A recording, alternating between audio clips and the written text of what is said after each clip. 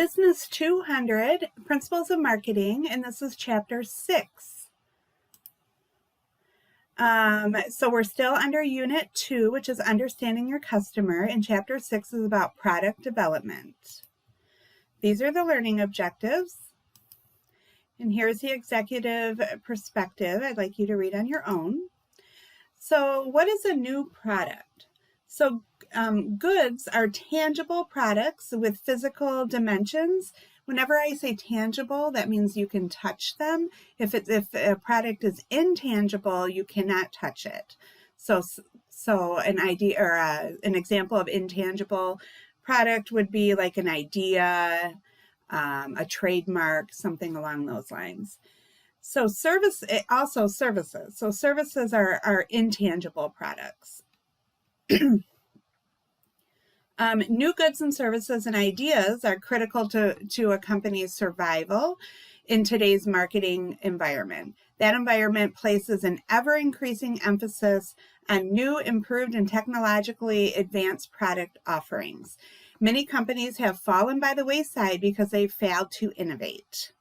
We categorize new products in 4 ways. So new to the market products, new category entries, product line extensions, and revamped products. However, new to the they make up the smallest, new to the market products make up the smallest percentage of new products, but they carry the most potential for the company introducing them. Smartphone versus cell phone is an example of a disruptive technology that displaced an established technology. New to the market products can be disruptive and offer so much value to customers that they often render existing products obsolete. However, new to the market products can be time consuming and expensive to develop. They often create significant risk for a firm, and the vast majority of new products fail. Innovative service processes involve new methods to perform an existing service. For example, instead of delivering all the product packages it picks up from shippers, UPS and FedEx now use the United States Postal Service as a partner to deliver packages to customers. Here is an example of Apple innovating. So new category entries are products that are new to a company but not new to the marketplace. Because other companies have sold similar products, the company introducing the new category entry can access information on sales trends, competitor products, and prices and location of markets. And here's an example of the risk of new category entry. Product line extensions add new functions, flavors, or other attributes to an existing product line. Product line extensions have various advantages. The company and brand may be easily recognized. The customers may already feel loyal to the product line. For goods, manufacturing may be easier, more efficient because the firm already produces similar goods, and the new product can be advertised alongside the existing product. Product line extensions are common, especially among companies hoping to offset reduced sales on another product due to seasonality or trends. Revamped products. A new product can sometimes take the form of a revamped product, which has new packaging or different features and updated designs and functions.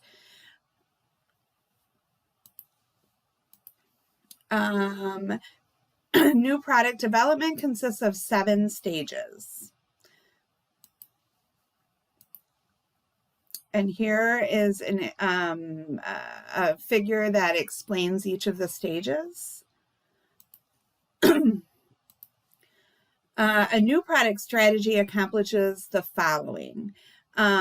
Provide general guidelines for the NPD process or the new product development process, specifies how new products will fit into the company's marketing plan, outlines the general characteristics for the types of products a firm will develop, and specifies the target markets to be served by new products. And then we have stage 2, which is idea generation. Idea generation involves generating a set of product concepts from which to identify potentially viable new products. Few of these ideas have ever become marketed products. Ideas for new products can come from a variety of sources. Some come internally from company employees. Many ideas generate externally. And then with crowdsourcing, a company can get many innovative ideas with little financial expenditure on its part. Outsourcing occurs when a firm produces goods or services from a third-party supplier rather than an internal source. And then companies with cultures that value all new product ideas, whatever the source, tend to develop more blockbuster products than companies that are unwilling to search far and wide for new ideas. And then flexibility can be an asset as well. Stage 3 is idea screening. So beyond the return on investment requirements, firms should ask and answer a few key questions during the idea screening stage. These questions should be, will the product sell? Can the product be developed and marketed within the time and budget constraints of the company? Is the proposed product within the company's ability to produce? Firms will also want to make sure that the potential product meets their return on investment requirements. That is also important. And then the use of accurate data at this stage cannot be overemphasized. A company that makes a decision based on a gut feeling of a high-level executive without knowing all the facts can lose money on a new product idea. And here's an example of how Creme Delicious uses social media to screen ideas. Next, we have stage 4, the business analysis. This is the first step in determining profitability. However, the return on investment calculations don't take into account the changing value of money over time. To be reasonably sure that a new product will be sufficiently profitable, firms must use additional, more complex ways or complex analysis. An offshore organization is one that is located or based in a foreign country. Next, we have the product development. Prototypes seek to ensure favorable responses to questions such as, will the product be safe to users or their families? Can it be produced in the company's or suppliers' manufacturing facilities? And can it be manufactured at a cost low enough to generate profits? Here's an example of Honda's prototypes. And next we have stage 6, which is test marketing. The product or service being tested at this stage may be different from the prototype in the earlier stage. The selection of test markets is critical to ensuring that the results of the test will be representative of the sales the company can expect. The marketing department may simultaneously try different approaches in different test markets to see which marketing mix approach works best. New products can be introduced through simulated test markets in which the firm builds a mock shopping experience for participants in order to observe their response to marketing stimuli. Online test marketing is another economical test marketing tool. In an online test market, firms use their website to sell to consumers sample products that are unavailable at stores. And then moving on, sorry. The last stage is product launch. So actually, I don't believe this is the last stage, but product launch. The product launch involves completing all the financial preparations for making the fully tested product available to the market. Even the best efforts to plan a product launch can be disrupted by unforeseen problems or those beyond the control of the company. And here is an example of Boeing's delayed product launch. Yes, that was the last stage of new product development. Sorry about that. Okay, moving on. Risks in new product development. Firms that want to maintain or improve their competitive position in the marketplace generally must develop new products. Failure to do so carries tremendous risk. That risk is greatest for companies that develop products that quickly become obsolete. And here is a table showing the levels of risk for new product development and then the related income or outcome. Sorry about that. Beyond legal issues, new products can fail to capture the public's imagination or prove to be poor sales performers. Such problems are costly because of significant amounts spent in development, production, advertising, and distribution. Marketing new products internationally comes with significant risk. Issues with product quality, supply, or marketing mix can lead to missed launch dates, dissatisfied customers, excessive returns, and lost profits. Here's an example of Google having an unsuccessful launch. Firms that take steps to reduce risk in new product development, particularly by analyzing and learning from mistakes, are well positioned to see their new products adopted by customers. Most important, companies have an implied obligation to provide safe products. An example of a design defect is General Motors ignition switches.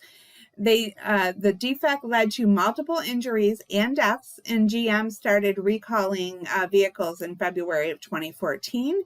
However, there was evidence that the company was aware of the problem some 10 years earlier, but failed to take meaningful action. Consumers who bought TVs quickly found that technology to be obsolete once plasma and LCD devices hit the market. Ethical issues aside, such behavior can damage a company's relationship with its business customers. The common ethical issues involves the Federal Trade Commission's definition of the term new. Sometimes firms make only minor changes to a product and they claim that it's changed in a way that makes it new and improved. Such actions raise ethical issues. They also may result in legal issues if the Federal Trade Commission disagrees with the company's viewpoint. And here is an example of a new and improved product. Sustainable product development is built upon the concept of sustainable design, which is a philosophy of building products and services in ways that eliminate negative environmental impact. An example of a sustainable good is an LED light bulb. Marketers who understand diffusion, how their new products are likely to be adopted, the rate at which they will be adopted, and the process by which they will spread into markets, will have a better chance of successfully launching and sustaining new products. The consumer adoption process is the process by which consumers formally accept and purchase products. It includes these 5 stages: awareness, interest, evaluation, trial, and adoption. Whoops. Oh, I didn't mean to do that. Oh,